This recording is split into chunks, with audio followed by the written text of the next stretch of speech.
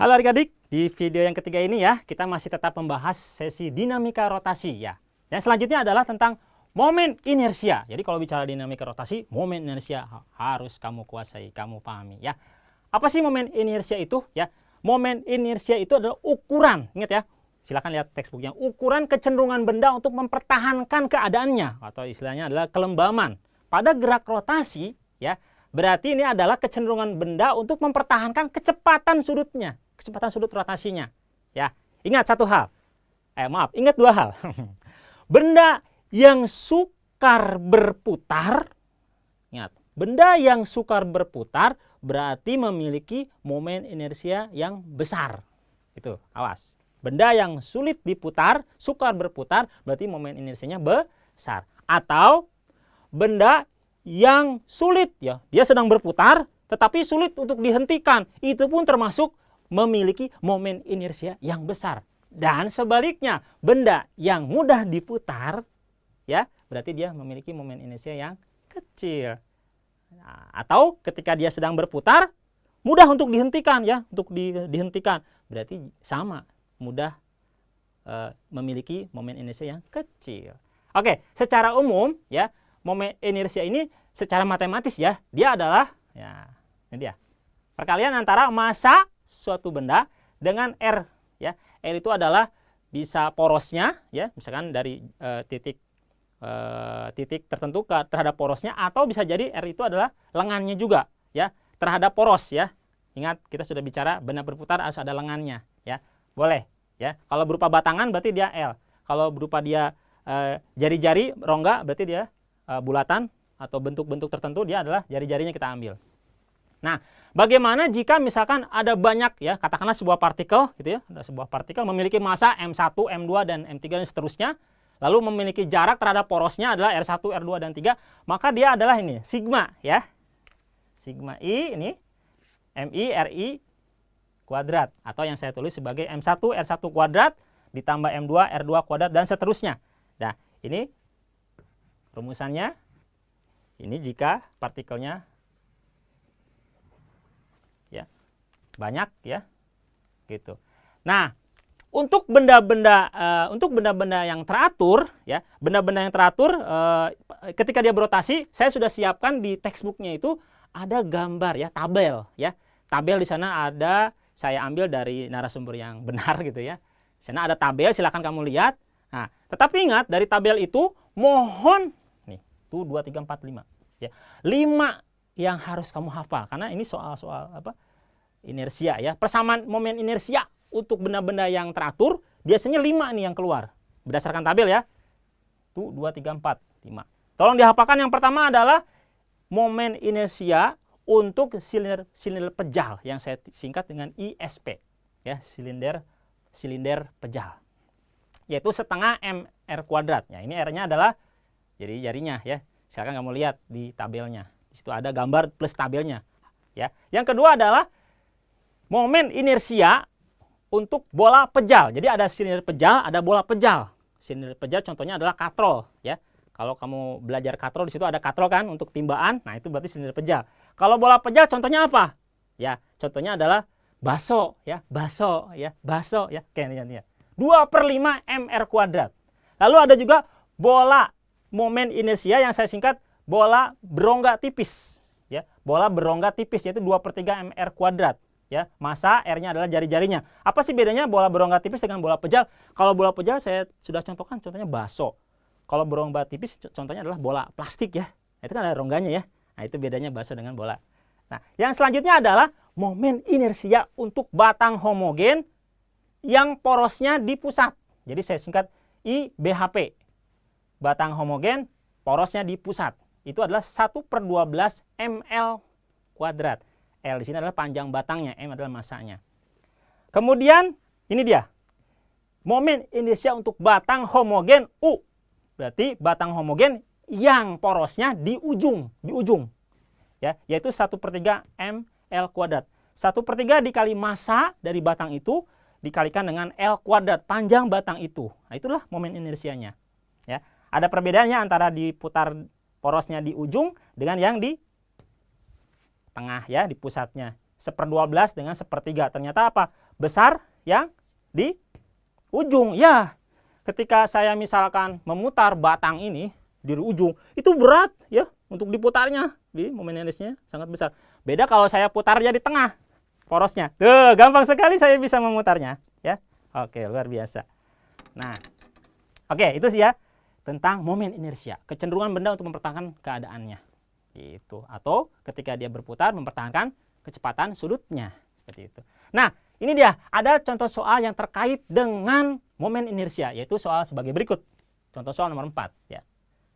Ada sebuah tongkat batang homogen ya, IBH. Berarti kategorinya kalau sepertiga ini adalah ujung ya, sepertiga. Karena kalau di poros di pusat berarti 1/12. Di sini adalah sepertiga, berarti dia di ujung. Nah, ini gambar sudah saya siapkan ya.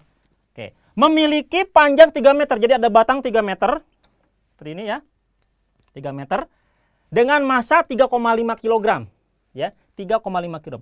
Jika tongkat diputar dengan poros 20 cm dari salah satu ujungnya ya, awalnya kan di sini, di ujung.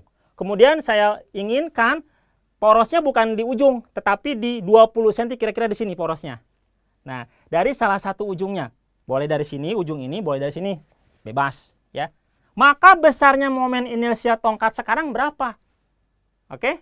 Nah, langkahnya adalah kamu buat dulu gambarnya ya, pembahasannya itu. Kamu buat dulu tongkatnya sebagai berikut. Nah, gitu. Tadi panjang berapa? 3 meter. Kemudian saya salah satu ujungnya misalkan di sini. Nah, ini saya di sini. Nah, ini dia set. Ya. Asalnya saya putar di ujung. Kemudian saya coba di 20 cm dari sini. Katakanlah ini ujung A lah ya. Oke, ujung 1 lah, ini ujung 2. Nah, ini porosnya saya pindahkan ke sini. Ini 20 cm. Katakanlah saya sebut L1. Karena saya potong L-nya. Ya, panjangnya. Ini ada L2. Berarti sisanya berapa? Berapa? 280 cm. Karena kan totalnya 3 meter. Ya, 300 cm. Oke. Nah, kalau kamu lihat pembahasan saya di textbook, itu harus penuh dengan kesabaran dan panjang. Ya. Oke, saya akan berikan cara super solusi Kuiper. Bagaimana menentukan besarnya momen inersia tongkat sekarang jika dia porosnya dipindahkan 20 cm dari salah satu ujungnya. Cara supernya adalah, saya tulis IP saja ya. Ini dia. Kamu tetap menggunakan ini. 1/3 M-nya tetap. Ingat, 1/3 M. Kemudian, ini, tolong diingat, L kuadrat dikurangi 3 dikali L dikali L1 ditambah 3 dikali L1 dikuadratkan. L1-nya yang dikuadratkan, awas, bukan 3-nya. Tidak bersama-sama maksud saya. Nah, ini adalah cara super. Ya, saya sudah tuliskan juga di textbooknya. Yuk, sama-sama kita bahas. 1/3. Masanya, ini dari informasi kita tahu masanya adalah 3. Ini massa. Panjang berarti L. Ya, cukup mudah ya. Yuk, kita masukkan. 1/3 dikali 3,5 dikali L kuadrat. Berarti L-nya adalah 3. 3 kuadrat. Dikurangi 3. Dikali L. L-nya 3 lagi.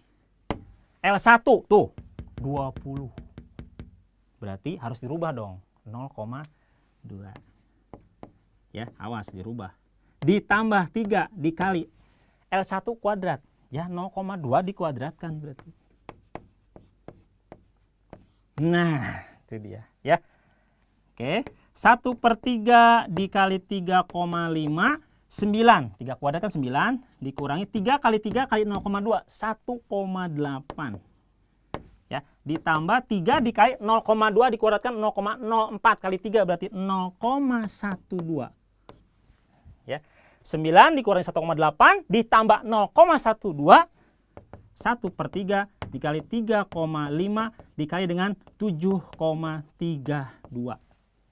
Oke, kamu tahu hasilnya berapa? Ya, 1/3 dikali 3,5 dikali 7,32. Ya, mudahnya kamu kalikan dulu 7,32 kali 3,5 lalu dibagi 3. Hasilnya adalah 8,54. Oke. Kak, satuannya apa? Kita kembali ke sini. Ya, satuannya. Tuh, kalau kamu lupa, cermati rumusannya. M di sini adalah massa. Massa itu kilogram. R itu adalah tadi bisa lengan, ya. Jarak dari poros berarti meter. Berarti adalah meter kuadrat. Mudah sekali, ya. Kilogram meter kuadrat. Itulah satuan dari momen inersia. Jadi adalah kilogram meter kuadrat. Ya, tuh. Bagaimana jika kita tidak pakai L1 tapi pakai L2? Boleh. Jadi L kuadrat dikurangi 3 dikali L2 ditambah 3 kali L2 dikuadratkan. Boleh. Ini praktis sekali rumus ini ya. Super ya. Gitu. Solusi Kuiper. Nah, adik-adik, kita akan melangkah untuk membahas tentang teorema sumbu sejajarnya. Oke. Apa sih teorema sumbu sejajar ini? Ya. Di tabel yang sudah saya sebutkan tadi, ya, di sana ada ya sebuah batang homogen, ya, yang kalau diputar, ya, di porosnya, yaitu sebesar, ini dia momen inersianya ada ya, yaitu momen inersia untuk poros ya di pusat massa itu adalah 1/12 M dikali L kuadrat. M-nya adalah massa, ya, boleh M besar atau M kecil ya. L-nya adalah panjang batang itu. Nah, bagaimana jika porosnya ini digeser, ya? Digeser katakanlah kita sebut nih, saya sebutnya di ujung, katakanlah di sini di A. Ya.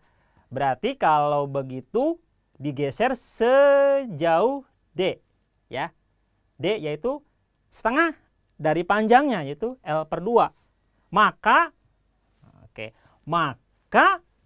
momen inersianya sekarang sudah bukan lagi 1/12 ml kuadrat, tetapi IA yaitu adalah apa coba?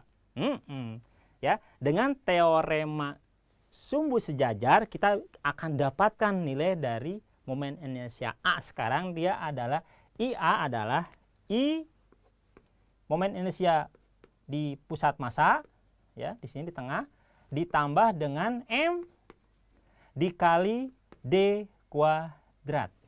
M-nya adalah massa, D-nya adalah ini, ya, pergeserannya.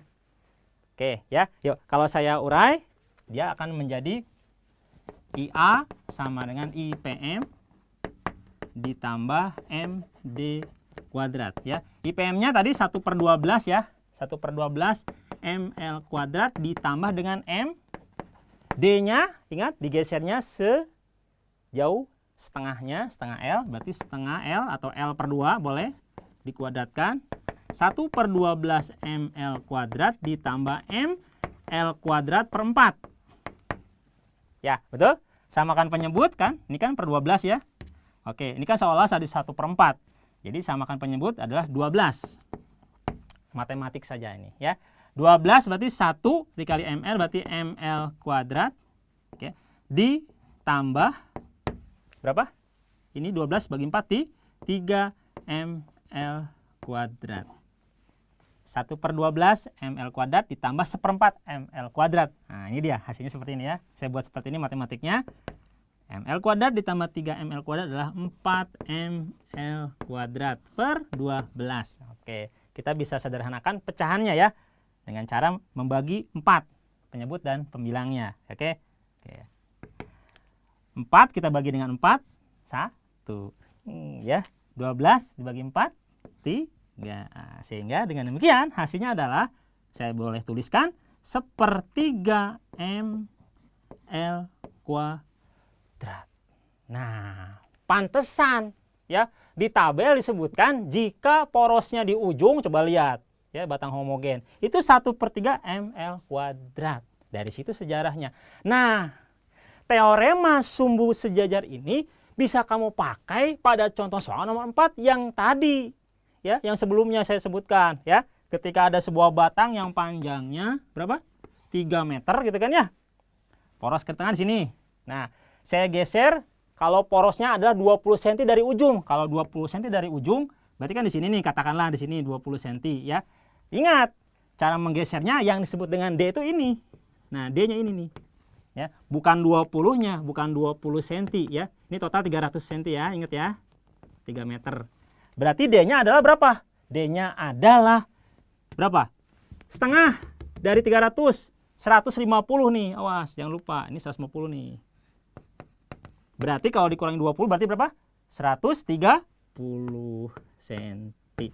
Nah, kamu bisa masukkan nanti teorema sumbu sejajar di soal nomor 4. Jadi banyak sekali ya, banyak sekali super di Kuiper ya. Luar biasa. Dengan demikian secara umum untuk teorema sumbu sejajar ini saya tuliskan sebagai I sumbu sejajar S adalah I pada poros ya, pusat massa ditambah dengan M D kuadrat. Ini adalah teorema sumbu sejajar untuk menyelesaikan soal-soal terkait dengan momen inersia. Demikian video yang ketiga ini, kita bertemu lagi di video yang selanjutnya.